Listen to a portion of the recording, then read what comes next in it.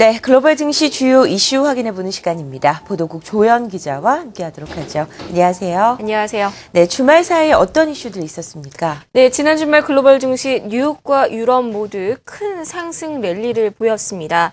먼저 뉴욕은 추수감사절로 하루 휴장한 뒤 열린 23일 오후 1시 조기 폐장했는데요. 전날 추수감사절 저녁과 블랙 프라이데이 새벽부터 주요 유통업체들의 소비자들이 몰리면서 경기 민감주들이 랠리를 탔습니다. 이에 힘입어 뉴욕 증시는 지난 6월 이후 가장 큰 주간 상승세를 보였습니다. 유럽은 더 좋았습니다. 올해 들어서 가장 큰 주간 상승률을 나타냈는데요.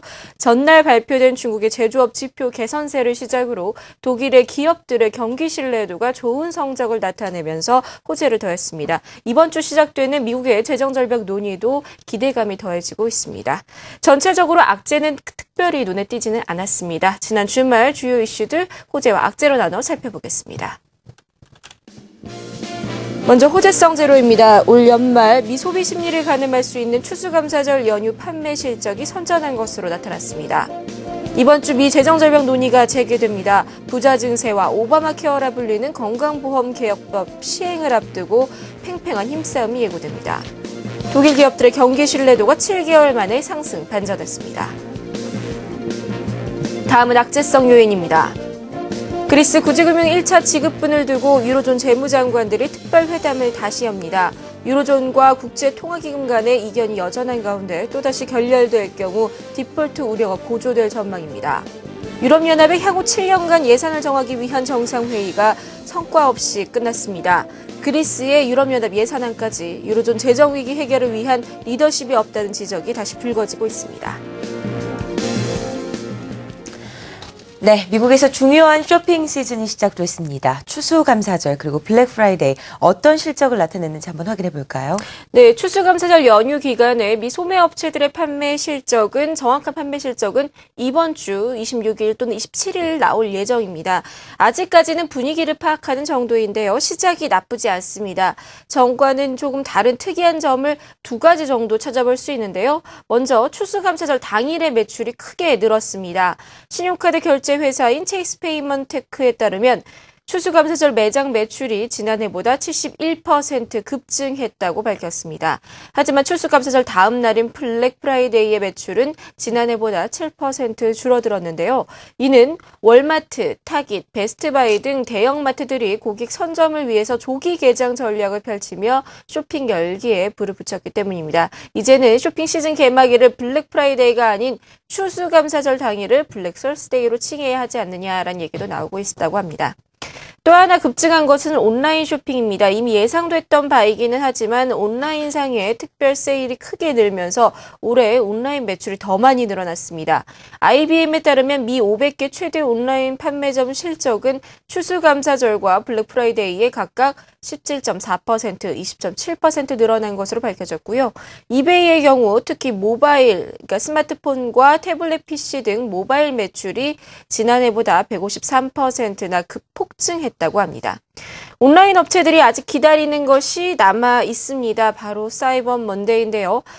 블랙 프라이데이 쇼핑 기회를 놓친 소비자들이 월요일 직장에 나와서 온라인 구매를 많이 한다고 해서 붙여진 이름인데 바로 오늘이죠. 현지 시간 26일 사이버 먼데이에 이어서 다음 달 크리스마스 시즌까지 소비자들의 관심을 사기 위한 치열한 프로모션 경쟁이 계속될 전망입니다. 네, 한 주를 시작하는 월요일입니다. 중요 일정들도 한번 짚어보도록 하죠. 네, 추수감사절 연휴로 시작된 미국 쇼핑 시즌에 힘입어서 글로벌 시장도 다소 활기를 띠고 있습니다. 이를 이어가기 위해서는 해결해야 될 두 가지 글로벌 이슈가 있습니다. 바로 미국의 재정절벽과 그리스 추가 지원 여부인데요. 모두 이번 주에 결론이 조금 추이가 나타날 전망입니다. 지난주 추수감사절 연휴로 잠시 쉬어갔던 미 재정절벽에 대한 논의가 이번 주 다시 열리는데요. 오바마 대통령이 각 강한 의지를 내보이고 있고 민주당과 공화당 모두 중요성에 공감하고 있어서 시장에 긍정적인 기대도 높습니다. 하지만 월가 전문가들은요, 아직 협상 타결까지 적잖은 잡음이 있을 것으로 전망하고 있는데요. 가장 첨예한 부자 증세에 대한 의견차가 아직 좁혀지지 않았고요. 공화당은 오바마 케어라 불리는 건강보험 개혁법 시행 유보를 주장하고 있습니다. 지난주 실무자들 회의도 별다른 소득 없이 끝난 바 있죠. 당장 이번 주 답이 나온 문제가 아니기 때문에 서로 어떤 의지를 갖고 추진해 나가는지 조금 더 지켜봐야겠습니다. 자, 반면 유로존의 그리스 추가 지원 여부는 당장 답이 나올 수 있느냐가 중요한 문제입니다. 지지부진하게 계속 끌어오고 있는 그리스 2차 구제금융 지급분을 위해 유로존 재무장관들이 또 한 번의 특별 회담을 가는데요. 현지 시간 26일 오늘 열립니다. 앞서 악재로 꼽았지만 유로존 당국과 IMF 간의 의견차가 과연 좁혀질 수 있을지가 가장 중요한 과제입니다. 하지만 최악의 결과로는 치닫지 않을 것이란 전망들이 지배적인데요. 만약 그렇게 된다면 향후 여파는 좀 가늠하기가 쉽지 않습니다. 그 외에 이번 주 주요 일정 간단히 CG로 좀 보겠습니다.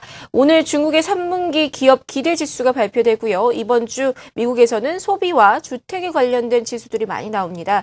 나홀로 승승장구하고 있는 주택 지표들이 계속 호조세를 이어갈지도 주목되고요. 연말 대목을 맞은 소비 관련 지수들의 추이도 궁금합니다. 지금까지 글로벌 경제 주요 이슈였습니다.